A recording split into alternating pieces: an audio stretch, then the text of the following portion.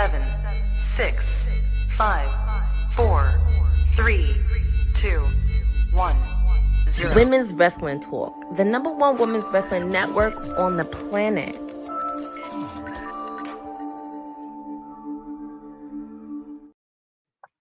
Welcome to Women's Wrestling Talk. My name is TK Trinidad. We're here to talk about all things women's wrestling for this WWT Live on this fun Monday.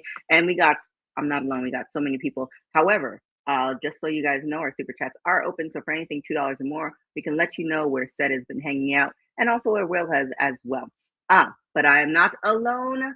The PR princess herself is in the building, back for a second round. Yes, round number 2 after last night's spectacular show at Fight Factory Wrestling from the Jersey Shore.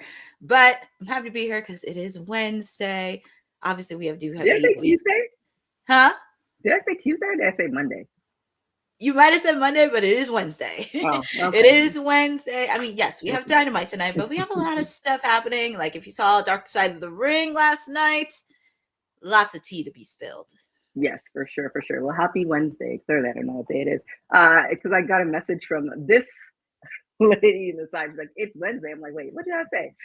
The sweetest Oos is in the building. What's up, honey? Buzz. Happy Wednesday. Happy hump day, beautiful people. You know you cannot have spilled tea without some honey in there to make it sweet, you know? I'm excited to be here. So much to get into. Let's do it, y'all. Yes, for sure. Hey, Eric, how are you doing? Just for the sake of our producer from the future, before he sends a message, even though he might, because he might have missed this part, let's get into the AEW preview for tonight. We might as well get into it because at the top of the hour, yours truly will be calling because it is Timeless Elite Wednesday with me because they're in Boston, in B-Town for AEW Dynamite. We're on the road to redemption. And if you did not know, we have a new AEW World Heavyweight Champion in Kenny Omega. He's doing his championship celebration tonight. Very curious on what's he going to say. And he's going to be hanging tough since he's going to be champion and he has a big match against Will Ospreay next month. We're also going to have ladies in action. We have Willow Nightingale taking on the upstart duo of Maya World and Hyon, who you may have seen floating in the Ring of Honor space. They'll be taking on the unlikely alliance of Mercedes Moné and the Divine Dominion, who are the reigning AEW Women's World Tag Team Champions.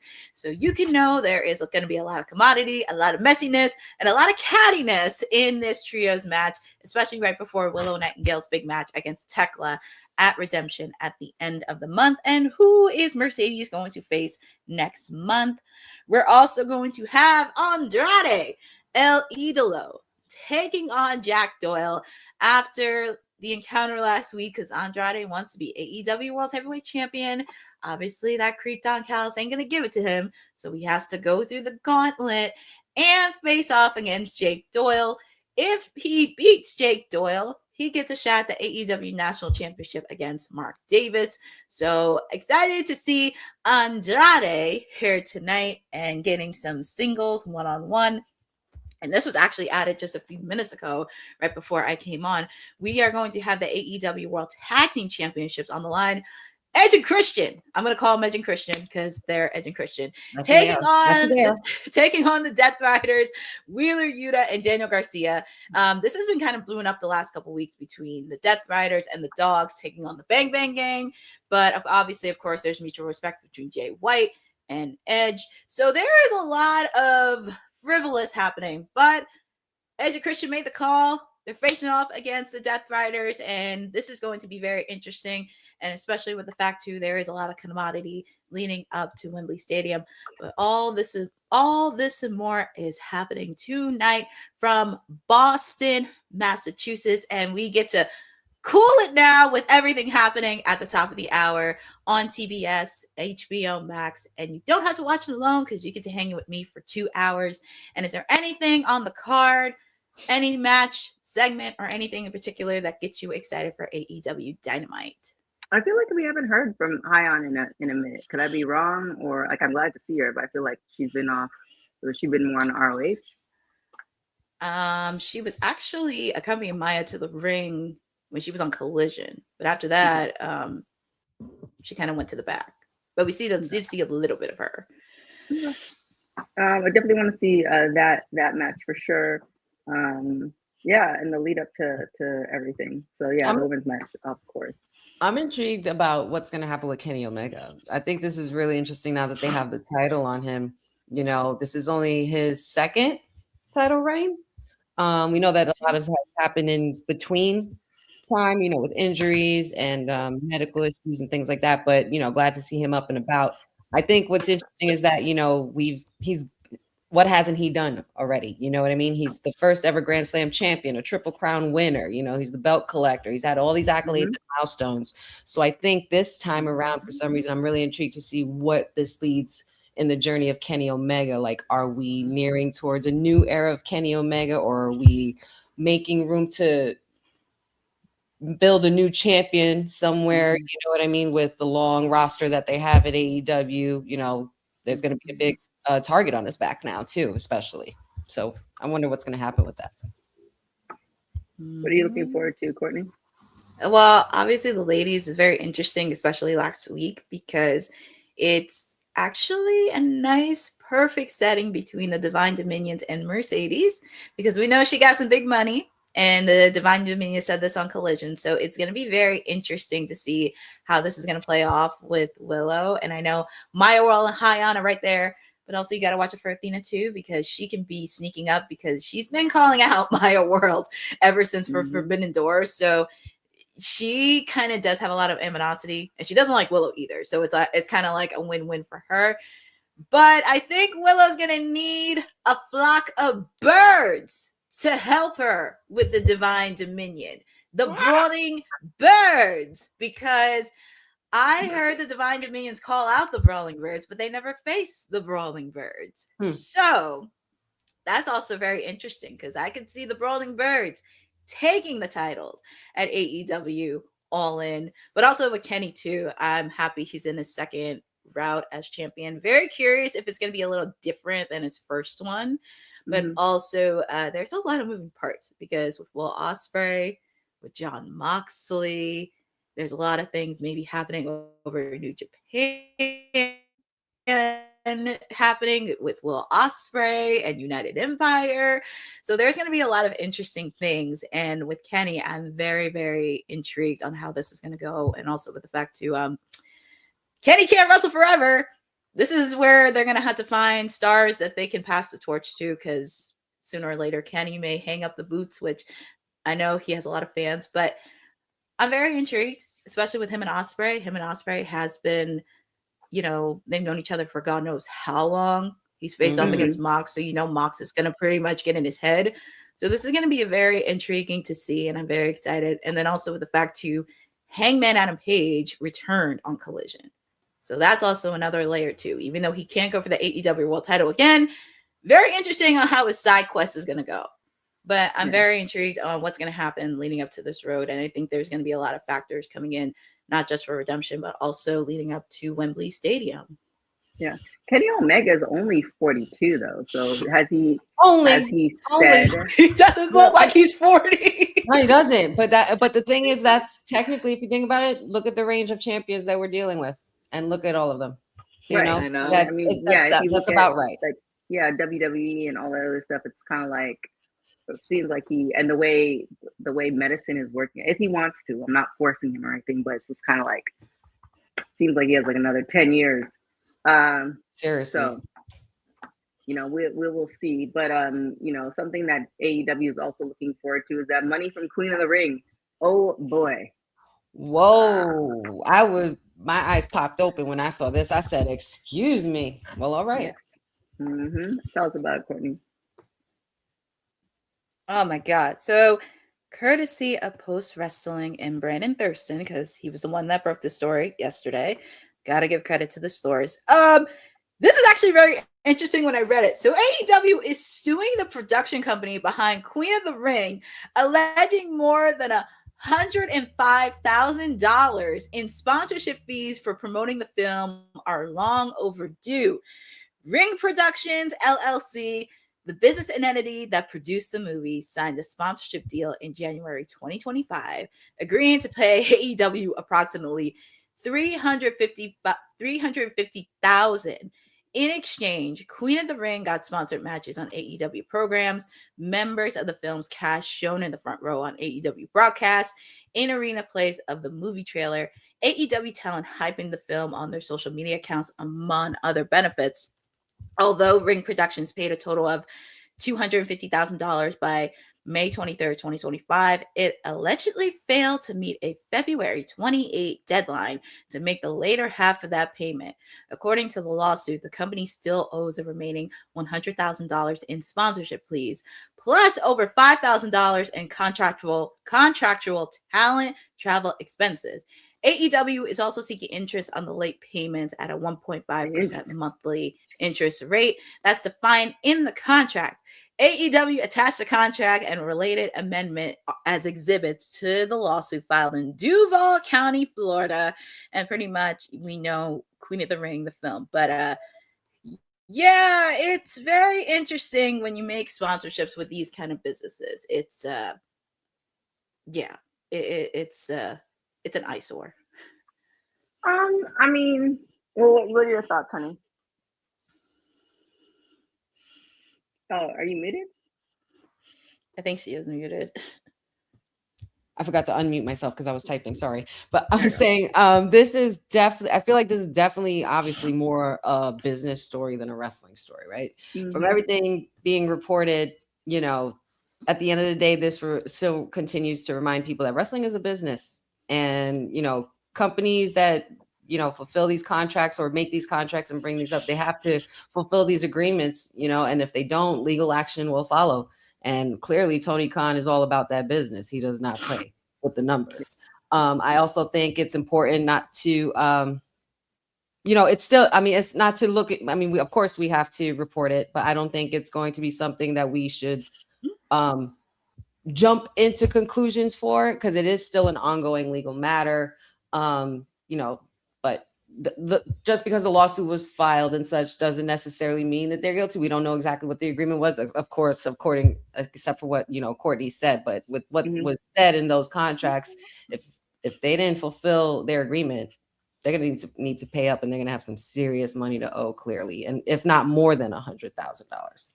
Yeah, I mean, the thing that just came to me is they ran out of money. That's what it was. They thought they were going to make more money on the movie, and it didn't happen. And they didn't have, I mean, because it'd be different if they were going to pay at the end, like when the movie launched, but they paid 75% of it. Yep. And it just, they ran out.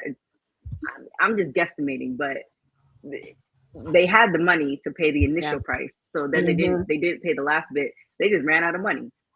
And pretty you much, know, it's kind of like, I mean, I don't know the production company, but it's one of those things that, you know, I don't know if they told them the truth. I don't know if it's like, let's do a workaround. I don't know what happened after that, but to me, yeah, they just like, I don't know, sir. Folks got to read that fine print front to back. You pretty much have to read. Always have a lawyer present, you know, get somebody to look it over and make sure that I think they did look it over. I think they literally thought, it's kind of like somebody who buys you could buy a Honda, or you're like, oh, okay, well, I'm gonna get some money soon, so I'm gonna get like Lexuses are cheap, but I'm gonna get a Maybach, right? Then you get the Maybach, and then you realize I don't have it. Yeah, that's what it really was. I think that the line producer is the one who controls like the budget and stuff like that, and probably with the help of the marketing department. They thought they had a projected amount, and again, this is all speculation, but I've seen it happen quite a few times. They had a projected amount, and they thought they were going to get that, and they didn't get it. Yeah, we gotta dot those. Dot those I's and lowercase J's and cross those T's and make sure that your money is right. Yeah, you know, it's kind of crazy. Stuff like this could shape how wrestling companies approach movie partnerships going forward. If things like, you know, Queen of the Ring was a smaller production compared to like a Paramount or a of course, or a Marvel. Or like I mean, and even still, and for it being such a fantastic movie, Courtney, because we went, because you know, we all went to the premieres, the ones in LA and New York. Like, you know, it was a really great film. I was hoping to see more of it. Then it just felt like the talk around it just started dying out slowly. Because they ran out of money. Mm-hmm. Ran out of money, couldn't do promoting. I mean, look, You couldn't I do can say any this more from somebody. promoting. I can say this from somebody as a person that owns a small business, and I know a few colleagues that work in the field. I'm not going to disclose the client or whatever, but I can't tell you how many stories we had to deal with many clients where when we talk about contract or renewing stuff and the money wasn't there, then it just was so much happening. And then it just got to a point where, okay, what do we do? So that's also just a thing too. It's just making sure, not just reading the contract, you just ran out of money or didn't get another thing of sponsorship. I wish I was in those meetings, especially that, because it's like, I don't know. Yeah, at the end of the day, like I do consulting and contracting for some social media stuff, and there are plenty of people that I've said, don't sign this because you're too small. For social media and marketing, I'm sure you can attest to, Courtney, that's not like a 1 month thing. It's a minimum of 6 months, preferably at least a year to 2 years to get the full 360 of it. And if you don't have that type of money, then you know this isn't the play. 6 months to a year, minimum. At the very least. Yeah. I can't even I've tell turned down so many people. It's like you can't afford it. Just go and get yourself an intern, or go and get a couple sleepless nights and do the bare until you like bootstrap that, because there's gonna be a point where you're gonna run out of money, and now you can't get that money back. The job is half done. Like, what are we doing? But hopefully it works out. I hope so. Shout out to Lynette, and I think I saw Bosa in there, Bosa in the chat as well, and Danielle. Shout out to y'all in the chat, and I guess shout out to said. I mean, right, I guess. I just don't. Yes, shout out to Shed. Let's talk about Thekla and Julia Hart on Stardom. Well, I do got to give credit to Seth because he was the one that shared this story, but Stardom actually officially shared this story. Credit. Well, actually, he was. Well, he shared it in the chat. Well, he shared it in the chat first. Wow. They must be feeling really good this week, boss, because I understand they Sed's running amok in Vice City right now, and right. Courtney's got a lot going on. It's a lot of excitement. Mm-hmm. They must be cool this week. It's just a lot. It's just a cool week because I have a lot of stuff to do. But next week it'll be different. But Stardom, this is actually pretty huge. So Thekla, Julia Hart, and Skye Blue actually appeared on a live stream of Stardom, and they announced that Triangle of Madness will challenge for the Artist of Stardom Championships this Saturday. Julia Hart also announced that she'll be entering the Stardom 5-star GP 2026. And I thought that was really, really huge with the fact we've been talking about Stardom for the last couple weeks, like a month and a half. And I'm really grateful to see Stardom's getting a lot more presence, especially on the AEW side. We've seen it on the Ring of Honor side. We're seeing it at MLW with their strategic partnership. And I do like that, especially with the fact, too, Thekla does have some history with Stardom. That also adds another feature, too. And also with the fact, too, many AEW superstars have never wrestled in Japan, New Japan, or Stardom. So I think this is a really good opportunity for not just Skye Blue, but also Julia Hart as well.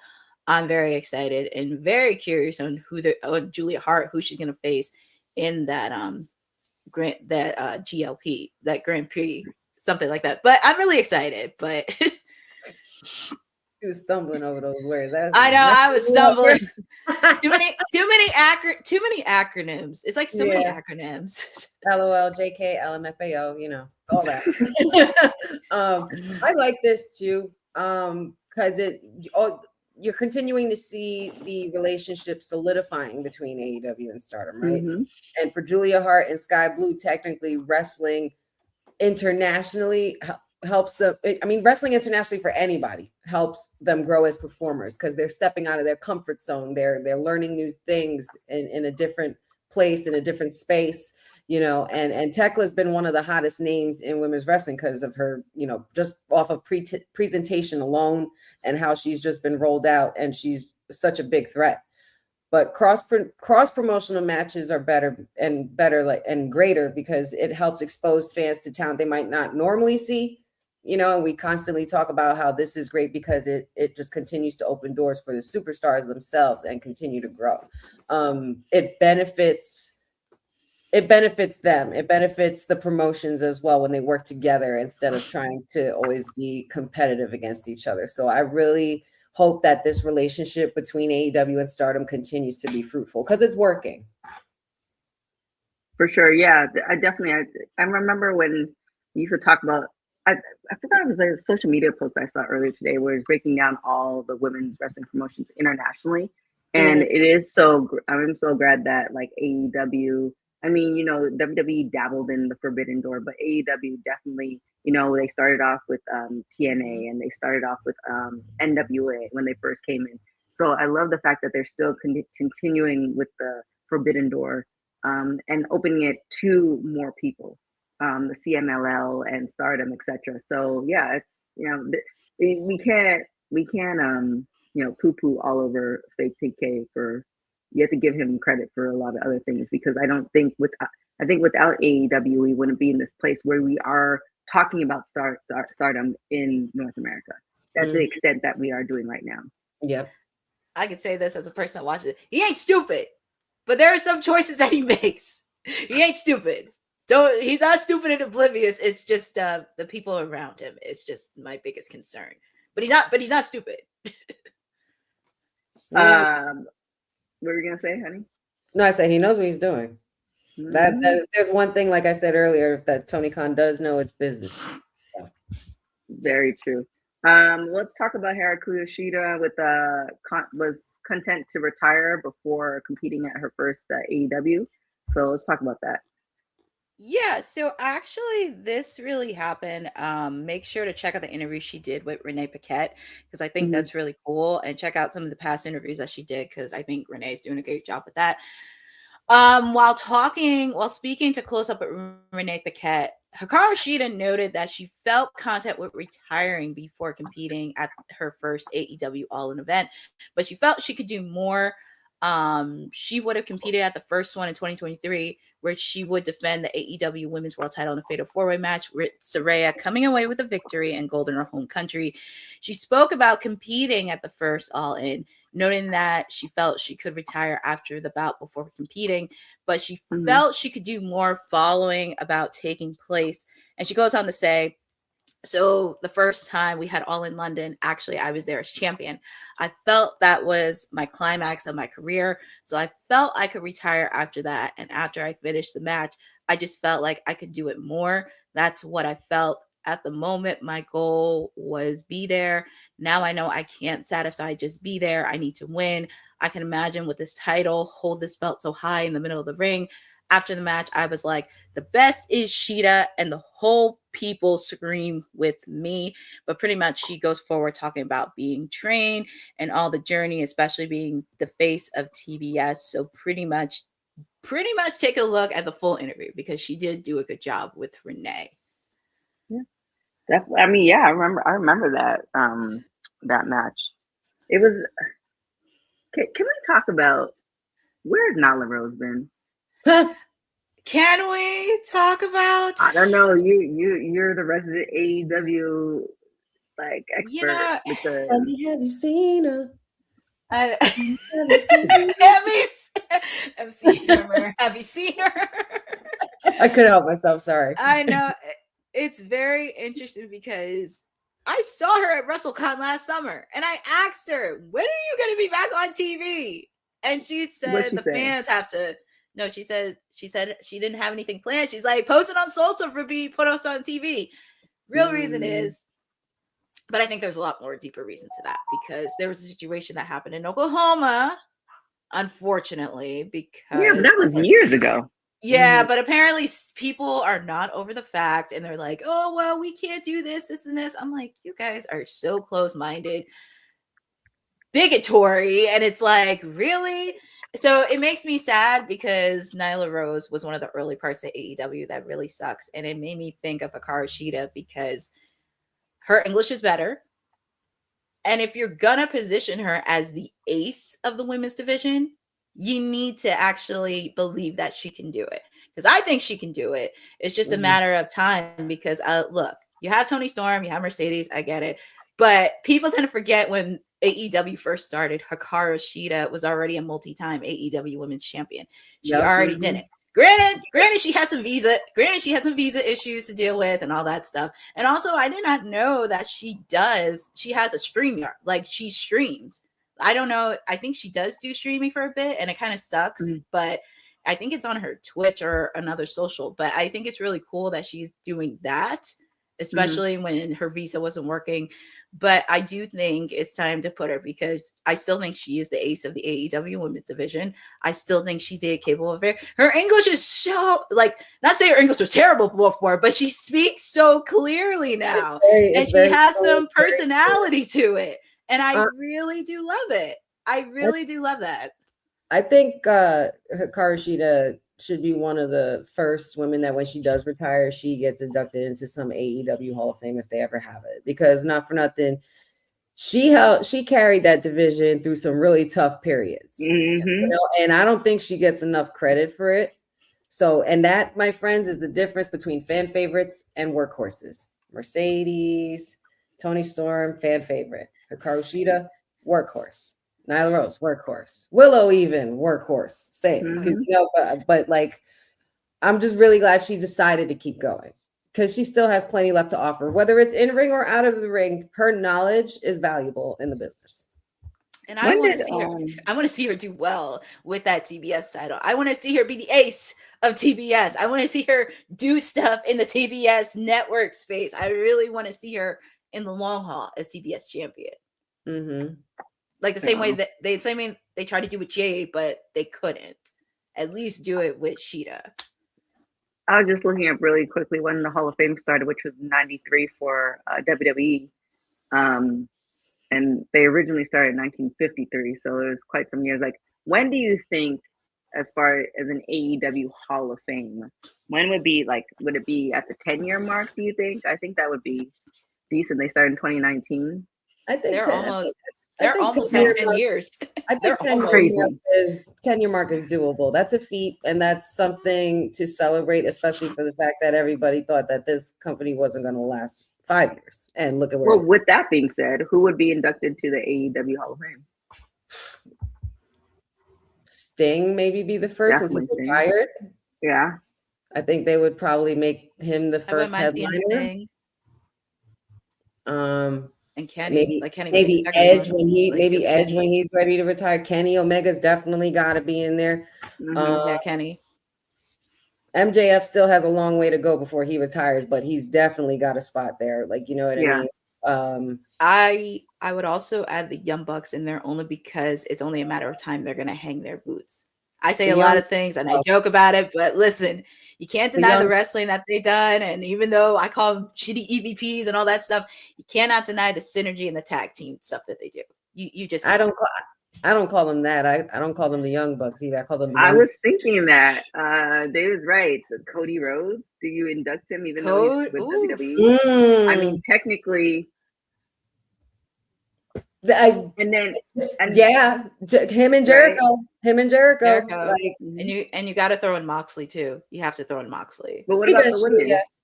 Britt was there from almost the beginning. Britt Baker, Britt, Tony, Nyla, Hikaru, Shida. Yeah, there's so many. Like they're gonna have a fun time figuring out those ballots for sure. And there's so. And I also too, I feel like Sunny Kiss should get an award for like trailblazer or something to that extent, because we all know that they would still be wrestling if it weren't for folks. So I feel like there should be some trailblazer award that is afforded to Sunny Kiss, for sure. But yeah, no, the Cody one would be kind of difficult. Yeah, I don't know about that. I don't know about that. Maybe they'll give it to the man who doesn't. He knows his name or something, where they nod to Cody, but they don't say Cody clearly because of affiliations. Yeah, I know. Cody Rhodes. Cody Rhodes. Cody Rhodes. Cody Rhodes. Sorry, that was for Dion. Sorry. Yeah. Let's skip over to WWE and talk about Becky Lynch opening up about her postpartum depression, which is a really great take. So let's talk about it, Courtney. This was actually a very cool. Hold on, let me put up the one for Becky. Here she is. This was actually a cool story that I actually thought was fascinating, and also Miss Big Time Bex. She actually appeared on the Happy Mom podcast talking about her battle with postpartum depression. She goes on to say, I had figured that I'd probably be inclined to get postpartum depression, but nobody had told me that you could get it after you're done breastfeeding. I breastfeed for over 2 years. Then when she's over 2 and I weaned her, all of a sudden I'm so low and I'm like, what is happening? I had no idea until somebody had told me, oh yeah, I got it after I weaned my daughter off. This person became just such a source of support for me. I didn't realize it could happen. And then she also went on to describe her struggles during this time. Yeah, but very low mood. I remember describing it as I couldn't see colors. Everything just felt gray and dull. I had no hope. I didn't want to get out of bed in the morning. I didn't want to exist. I was just so low. Anything that went wrong went super wrong. I didn't feel worthy of my husband, all of that stuff. I guess not knowing why you felt that, it was scary. Then I tell everyone what I'm feeling because I don't really know how to keep it in. And then I'm like, oh, now I sound like a nuts person. Then there's that worrying about other people's perceptions of me. And you can check out her full interview on the Happy Mom podcast where she talks about this and also everything else. Honey? I love Becky. And Mm-hmm. I appreciate her so much for being so open about her experiences. Because we do love her, and we do love these superstars. We grow to love them. We see them grow, and we grow with them, right? And Becky, we've seen grow through and through. And she was literally on national TV announcing her pregnancy, and in the public eye. That's not an easy thing. And she has such tough skin and made it look so easy. But the reality is, Becky Lynch is this confident, larger than life superstar, New York's best-selling author. And it's not just me saying it, who else is saying it? Hearing her talking about her struggling after giving birth reminds us that she's human as well. And women go through so much. As I don't have any children, but I hear so many different stories. I have all best friends. They're all mothers. I came from a mother who came from a mother who came from a mother. Every woman goes through it, and it's really, really hard. Conversations like this are increasingly important. And to balance motherhood and being one of the biggest superstars in the world, it's one of the toughest jobs you can have while you're still an entertainer. So Becky Lynch, larger than life, we got to remember we have to take care of Rebecca first. Yeah. It's because I know you read the book when she was talking about telling Vince about the pregnancy. But prior to her, who else? Maurice? Maurice did have his. She did, but Maurice did, but not on the level of Becky. Oh, well, no, I know what okay. You see what I'm saying? I think it was Brandy. Because Brandy did have a lot of issues with that. Because I think I want to say Brandy. See, what I'm getting at is what Becky did is essentially, because I'm thinking back to Awesome Khan when she, talked about her pregnancy. Oh my God! And you talk about women who are wrestlers having babies. Where if you talk to a lot of women after they have the babies, that's pretty much back then. It was like the end of their career. Yeah. Now you have Becky at the height of her career, standing in the middle of the ring. I feel like she ushered in, not to say women could do it all, because I don't want to, that was a whole misnomer that we can talk about, but ushering in the fact that if you want to be a mom and you want to come back and wrestle, that is an avenue at the height of your career. And I kind of think without her, we're not getting Naomi, and we're not getting Bianca, Mhm. and everybody else that's gonna follow.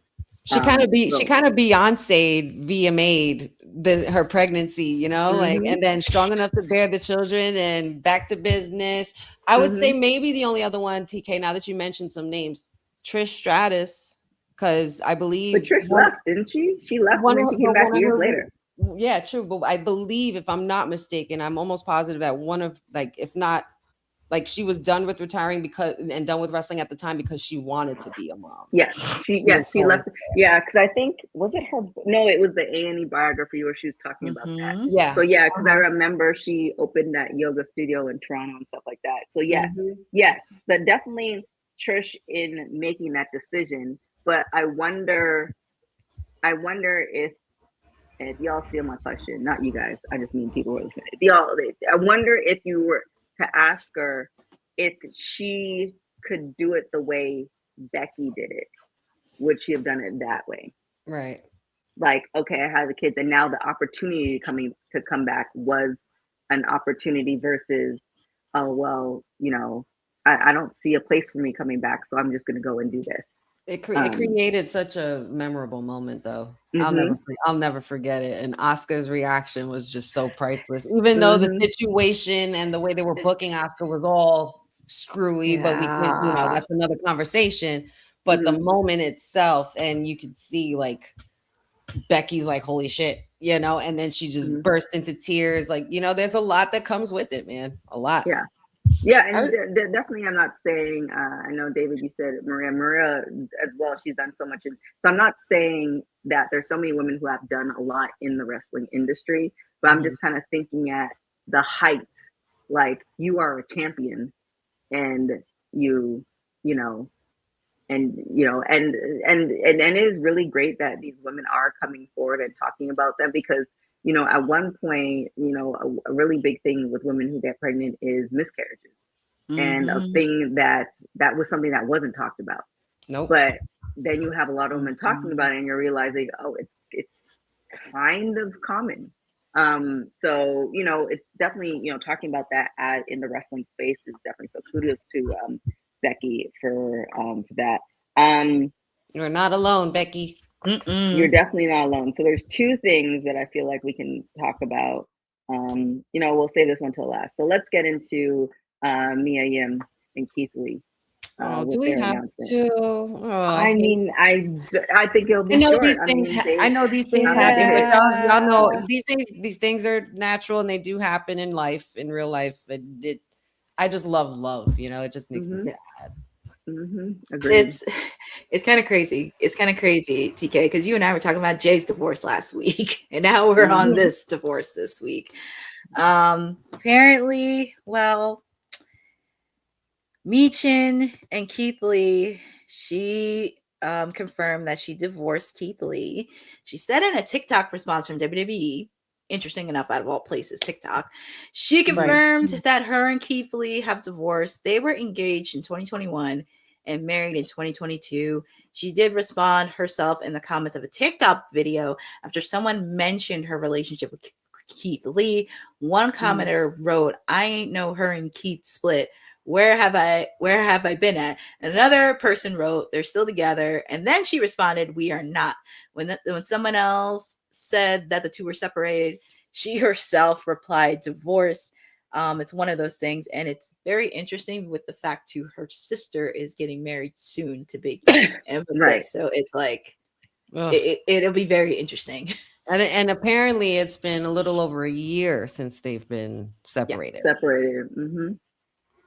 Yeah. I mean, wish them all the best. She did also say, if I'm not mistaken, that they're still friends. They have nothing but love for each other. So we definitely wish them all the best, and things. Yeah. There could be so many reasons. Grown business. It is what it is. But the fact that they're handling it respectfully, the way that they are, and that they are still friends and amicable, that's a beautiful thing. It's a rare thing, and for those for those people who don't want to just retaliate just because, to go with the back and forth and cat and mouse of divorce, that's how you do it. Okay. Right. You can still be friends and still be divorced, still be separated, still be friends, whatever it is. It happens both parties have to be on the side of that's maturity, which that and we talked about that. We talked about last week with Jay's divorce, making sure there's maturity on both sides, and also with his kids too. We had to make sure the kids are stable. Like also, too, we didn't even get to talk about that. Do you realize? And I think I probably need to fact check this, but somebody put a post that post with Jay, that Jay did about she's gonna take half. Apparently, take half that was AI. Somebody made that. I knew it, and it's so crazy that TMZ picked it up, and it was just kind of like they got duped. Because I looked at it and I'm like, first off, this doesn't seem. And I mean, I don't know Jay like that, but it doesn't seem like his personality to do that. And not I'm like, that. Yeah, not that. He's doing enough, but just not that. Yes. Well, that seemed like a lot of effort, to be in the pajamas, to be in the room, who's taking the picture. Like there's so many things that seem kind of like, okay. So they get duped. That for TMZ to get duped is kind of funny. But anyway. That's like LOL. Yes. But let's get into it. We talked about it before we hopped on air. Yes, Dark Side of the Ring, pretty much a 3-parter on Jeff Jarrett, but as well on TNA as well. We were talking about it earlier. Wow. Let's bring some points for us, Courtney, so we can debate. This is very interesting to see. So if you did see last night the conclusion of Dark Side of the Ring with TNA, pretty much I talk about a certain event that occurred November 5th, 2009, TNA Wrestling aired a speech by Dixie Carter when she addressed the talent in the Impact Zone. The speech came after TNA made the decision to hire Hulk Hogan. Dixie said that even though people might have different opinions on her decision, she expected their support. When you question things about this company, you question me. I can't allow that to happen. And Dixie went on to say that the talent had a choice to make and they could choose to support her or not. But if they choose not to support her, they could find another place to work. And pretty much it kind of goes into detail where Jeff Jarrett kind of addressed the speech given by Dixie. He goes on to say it was not about anything other than her ego. You could go back and look at the faces. Talent really understood this is who we're working for. A lot of them, including myself, where do things go now? And pretty much if you did catch the last episode, you kind of know the situation where it was Hogan, it was Bischoff. Then on top of that, you had Vince Russo and Jim Cornette, which, by the way, there's a lot of egos in that creative room. So if you know, you know. Mm-hmm. Man, if I had a dime for every time Vince Russo got booed at that screening, man, it was hilarious. But it was hilarious. Who was at the screening? Well, there was Jericho, Jeff Jarrett, the creator Evan Husney, and Karen Jarrett was on the panel as well.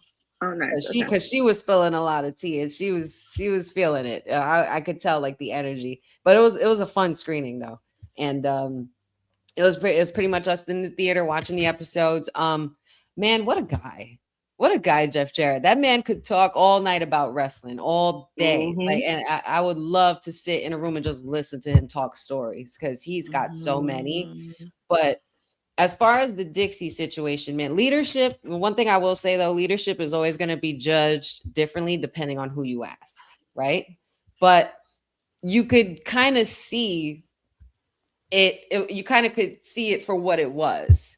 You know, Dixie Carter was someone who not necessarily really knew how the wrestling business worked.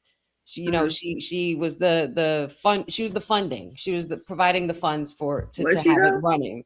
Well, her parents. I think her dad. Her parents were, and she's just asking them to get. You know what I mean? And Panda, whatever I forgot the company's name or something. The health one that got into a scam and all that. But there was so much going into that stuff. I learned a lot on this documentary that I didn't even know about. But hearing these stories now, it's interesting because enough time has passed that people seem more comfortable. Jeff Jarrett even said himself he wasn't sure about putting this out. Right. but he was convinced to do it because it's an important story. And I even said it under Dark Side of the Ring's post when they posted up, what did you think about the episodes? And you can't tell the story of TNA without JEFF, JARRETT. That man lived, breathed, bled, sweated, cried, and lost a lot, gained a lot from TNA. Like, to know that he was going through the lowest point of his life, losing his first wife, and then Dixie Carter just keeps throwing bomb after bomb after bomb on him. It was just like unbearable. But what a strong individual to still go through that and still come out a rose out of concrete. Yeah, I actually have to disagree with you slightly, honey. Leadership, and I've always been saying this with a lot of different things, can be also judged by the money. That too. So at the end of the day, you know, yes, she could have brought all these people in, but if it's not balancing, if it's not making sense, then to me, if it doesn't make dollars, you know, as far as a leader, especially if you're going to be the figurehead of something, if it's not making dollars, then it's not making sense.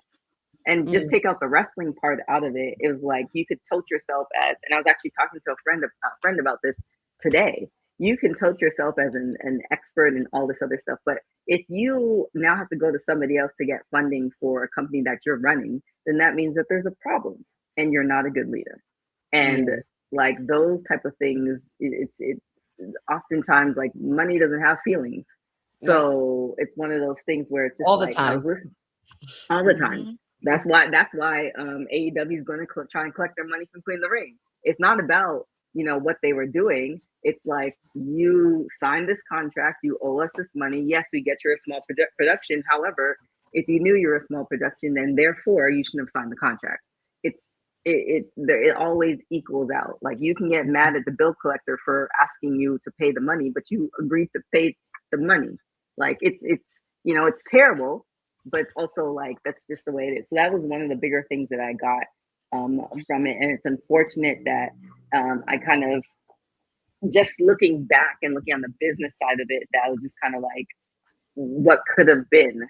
It could have been so different. It could have been so different. And I didn't like the fact that they didn't include Gail Kim in it. Yeah, I was wondering where the hell she was. Like that was, you know, you didn't include. You did not include Angelina Love. You did not include Velvet Sky. Did not include Samoa Joe. I believe that they had reached out, Evan Husney and the crew, they were reaching out to people, and it was just about if they responded or not. He didn't say anybody specifically, but he was like, there were many calls that him and Jeff were making to see this series through. They got the best that they could. But my take was when Awesome Kong was going off about, you know, about her experience and everything with her, and when she approached Dixie in the office and stuff, and she said, well, we can't do that for you at this time. It's like, girl, I've been working my ass off for you all these years, and you're just gonna throw everything that I've done in the trash because you want to sign Hulk Hogan and Kevin Nash and bring all these old heads in that aren't really doing anything for the business that we've been working to strive to build. Like, and she said it perfectly. You have to believe in us like we believe in us, and she totally did not. That was one of my favorite lines. I wish she Dixie would have come on, but there are so many. There could have been just. If I were Dixie, I would say I would come on and I would cite that I would need to be an EP on these particular episodes, or at least see it, so you're not spinning it. Like, because, you know, these people probably had like, you know, 34 hours worth of interview footage that you're trying to make and slice and put in everything. So that would be my only caveat if I were Dixie, where it's like, okay, I'll do the interview, but I also need to approve the interview, which, you know, anybody who's doing interviews is like, well, are you worth it? I don't know. I think I would have, but I would have made some caveats in it as well. But yeah, it was very, very, very fascinating to see. And then also to see where TNA is right now. You know, the knockouts, like rebuilding, because they hit a point where when they were on, was it Pop TV? I think they hit a really good groove on Pop TV, and then they lost that. I think Anthem purchased them. They were on Pop TV, then they lost all TV viewership, and then they were on like Access for a hot second, and they were nowhere for a hot second. And then they were like where they are now, like essentially, TV and all of that. Like now, yeah, they're here like to stay. oh yeah, well after Naomi, like when you saw the graphics that I think it was December, when you saw those graphics, you're like, oh, we're not in Kansas anymore. Whoever, there's been an injection of some money. Something's happening, and now we're seeing the evolution of TNA. But then also we're seeing people walking away. We're seeing like that, those type of things. Like when you see WWE do some shenanigans like that, you're like, it's WWE. They're in bed with TKO and Endeavor and all these things. But when you see TNA, which is, you know, slightly there is affiliation, you're like, are they that big to make these moves? And will this be a repeat? Like, how many times do they have to fall before, you know, I don't think they'll ever take over WWE, but how many times do they have to fall in order to, you know, just be solid footing? Shout out to Jeff Jarrett and his gift of desperation. There it is. Yeah. And making it work by any means necessary. That's what you call making it work. And being a single dad through that for most of it, you know? I think it was it D'Lo or somebody said, like, you know, we could have lost him when he lost his wife. We could have lost, like, we could have lost him 3 or 4 different times where he could have just walked away and said, I'm good. And like, he didn't. And, you know, we're here. Fought like hell. Yeah, for sure. So yes. Anything you guys want to add as far as the Dark Side of the Ring? I enjoyed it. I love a good documentary, especially with wrestling stories. It's all I ever wanted to watch. Like, I always want to know what's going on back there. So. I'm looking forward to. There's a bunch of stuff I'm sure they didn't say that. Oh, I know. I bet. Like do you watch stuff and you're just like, this easily could have been a 5-part thing. That's a 5, 6 Scott Morris said like 20. This could have been like an expansion of like 20. It could have been the whole season, basically. Oh yeah, it could for sure. It could have been because they could have did one episode on the knockouts, right?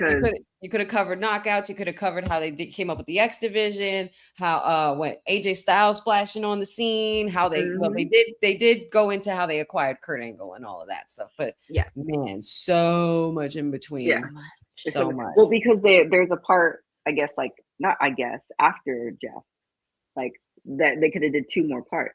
Like, okay, like this is the origin story, and now he walked away, but then there's 2 parts of like what happened after, and all the things like after Hulk Hogan left, and you know, all that. There's just, you know, TNA's been through so much. They've been through so much.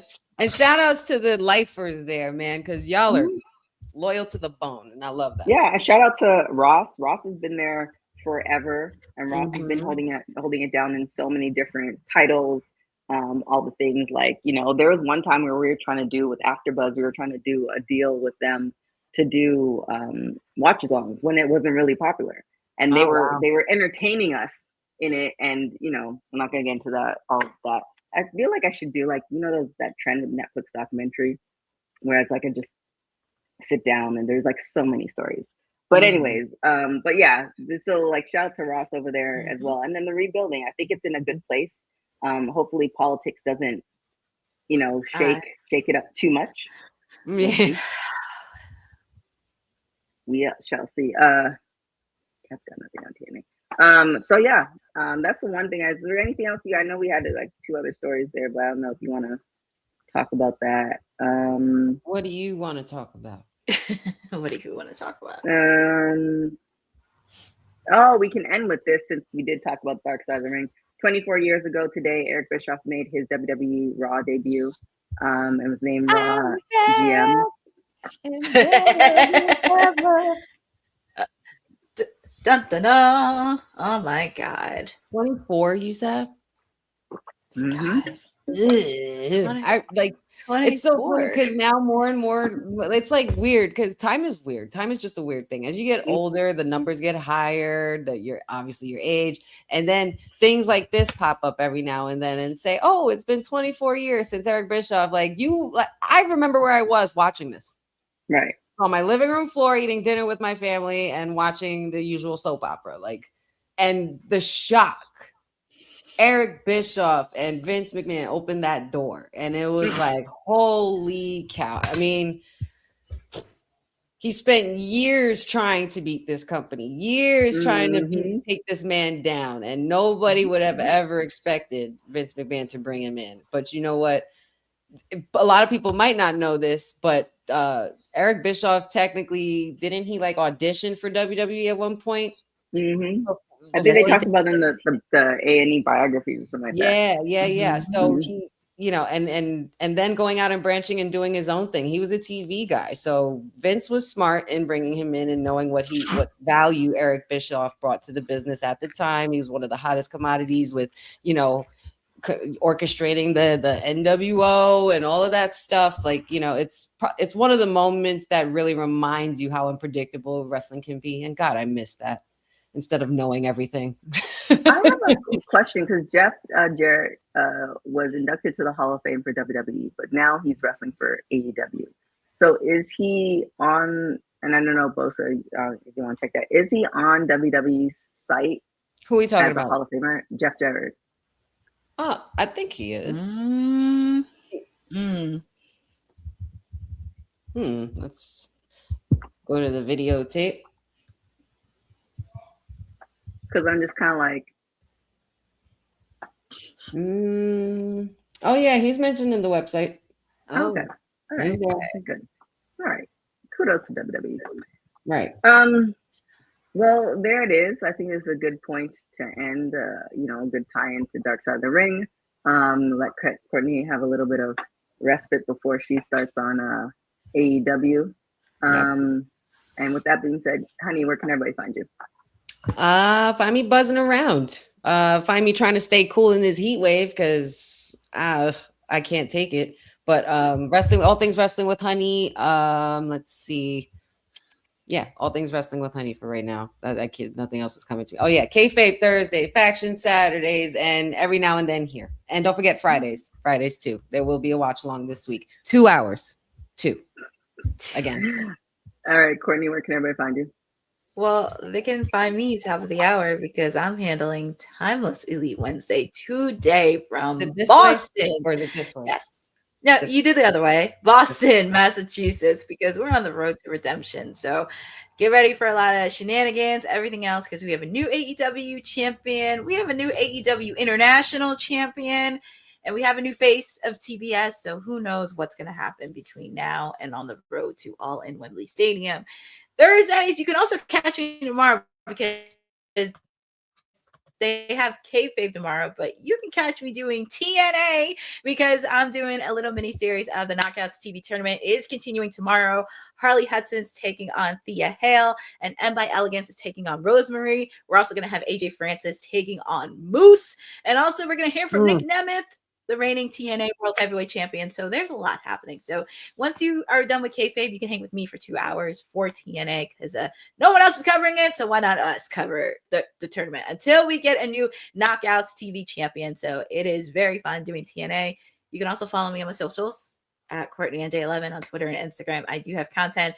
Shout out to Dave and everybody from Fight Factory Wrestling because last night was so fun.